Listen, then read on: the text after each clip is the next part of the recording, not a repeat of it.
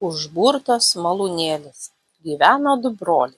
Vienas buvo labai turtingas, o kitas visiškai vargšas ir vaikščiojo apiplyšęs.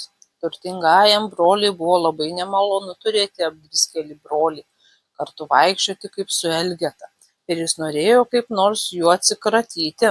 Turtuolis sužinojo, kad kažkur toli yra tokia kiaurymė, pasaulio galas, kur gyvena velniai. Kartą jis pasišaukė savo brolį ir sako: aš esu skolingas velniams kumpį, tai tu nešk jiems jį ten į kiaurymę. Vargšas brolis paėmė kumpį ir išėjo.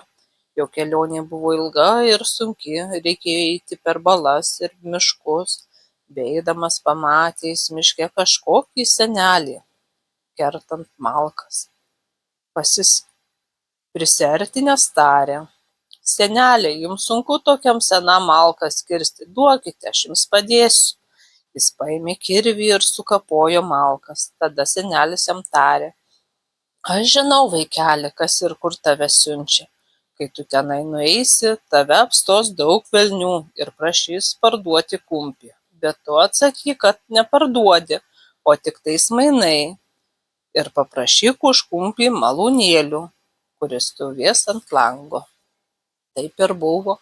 Kai jis įlindo į tą kiaurymę, subėgo labai daug velnių ir prašė, kad parduotų kumpį, bet jis atsakė: aš neparduodu, tik mainau, duokite man tą malūnėlį, kur ant lango stovi, ir gausite kumpį.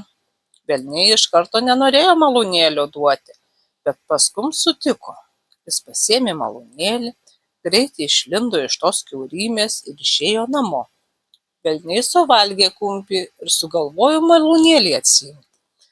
Bet vargingojo brolio jau ir pėdos buvo taušusios.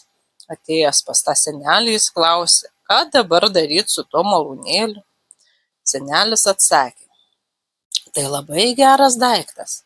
Ką tik norėsi, jis tau sumals, ir parodė, kaip reikia jo malti. Jis padėkojo seneliui ir apsidžiaugęs parėjo namo. Parėjęs namo, panorėjo, kad malūnėlis maltų pinigus.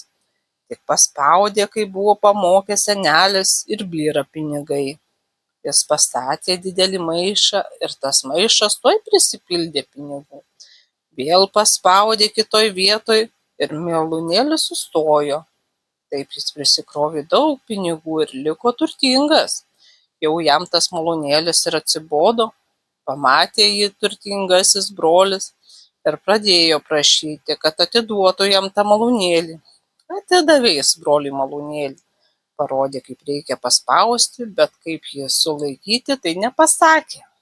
Brolis labai mėgo silkes ir parėjęs namo, tuoj liepė malūnėliui silkes malti. Matant tiek daug primalė silkių, kad vos namas neplyšo.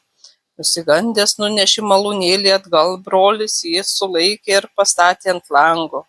Sužinojo apie tą malūnėlį jūrininkai, kuriems reikėjo labai daug druskos žuvims sūdyti. Atvažiavo jie pas šitą ūkininką ir prašo, kad parduotų jiems tą malūnėlį. Jis pardavė, parodė, kaip reikia malūnėlį paleisti, bet kaip jį sulaikyti, tai vėl nepasakė. Jūrininkai pasiėmė malūnėlį į laivą, padėjo jį patogioje vietoje ir liepė druską malti. Malūnėlis tiek daug primalė druskos, kad laivas neišlaikė ir paskendo. Tas malūnėlis iki mūsų dienų mala druską jūros dugne, todėl jūros vanduo sūrus.